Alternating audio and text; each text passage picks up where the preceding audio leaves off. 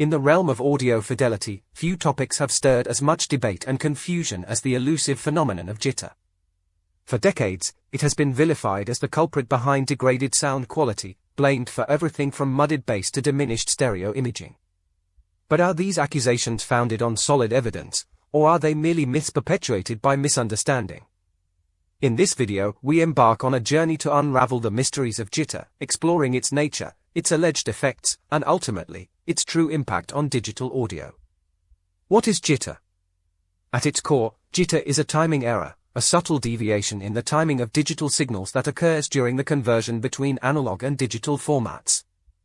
It manifests as noise-like artifacts, resembling frequency modulation sidebands, which can infiltrate the audio output.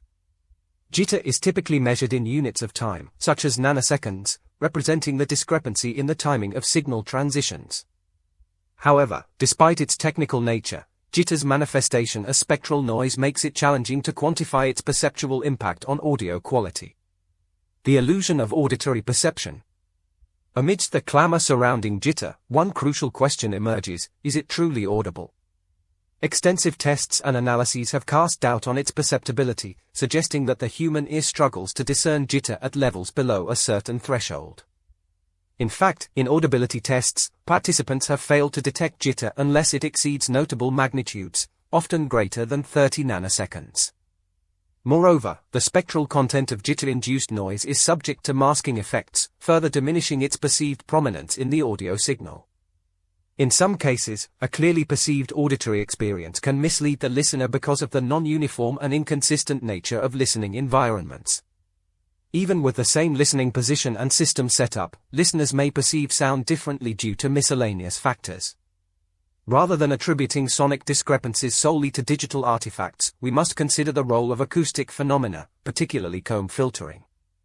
This phenomenon, arising from the interaction of direct and reflected sound waves in a listening environment, can profoundly alter perceived frequency response and stereo imaging.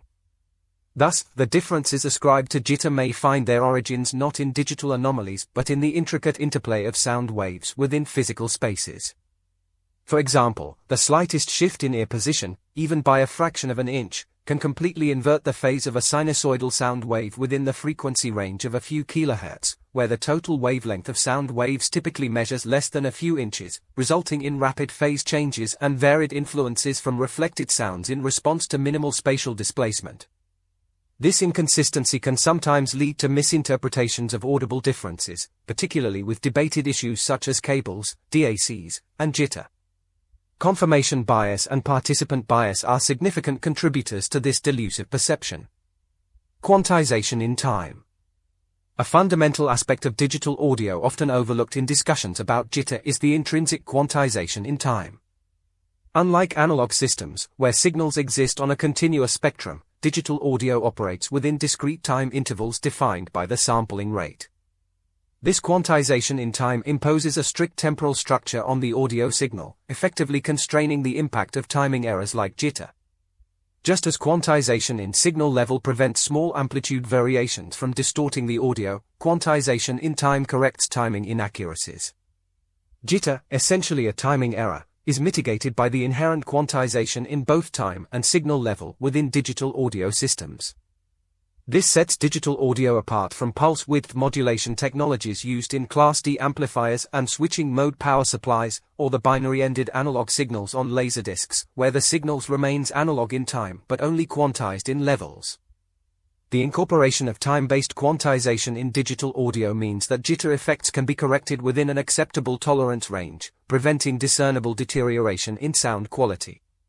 However, it's reminded that while time correction may be applicable for the exchange of digital signals between digital equipment, such as transmitting data from a CD player or a streamer to a DAC or an AV receiver through SPDIF or HDMI connections, the analog output from the DAC chips can indeed be affected by the intrinsic jitter of the DAC chip itself.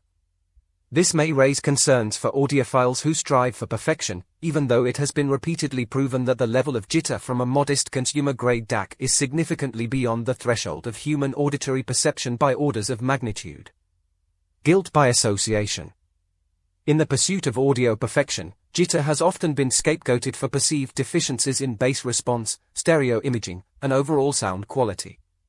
However, empirical evidence contradicts these claims, demonstrating that jitter, within reasonable bounds, exerts negligible influence on the reproduced sound because the conversion process involves correction measures both in level and time. While skeptics may point to jitter measurements in external clock products as evidence of its superiority, thorough analyses have revealed that integrated clock systems usually perform beyond the limits of human auditory perception by orders of magnitude. The verdict. In the grand narrative of digital audio, jitter emerges not as the villain but as a misunderstood bystander. While its presence may be measurable, its perceptual impact pales in comparison to the robustness of digital encoding and decoding processes. As long as timing errors remain within acceptable tolerances, the quantization in time inherent to digital audio ensures the preservation of sonic integrity. So, let us dispel the myths, embrace the science, and revel in the clarity and fidelity of digital sound, unencumbered by the spectre of jitter.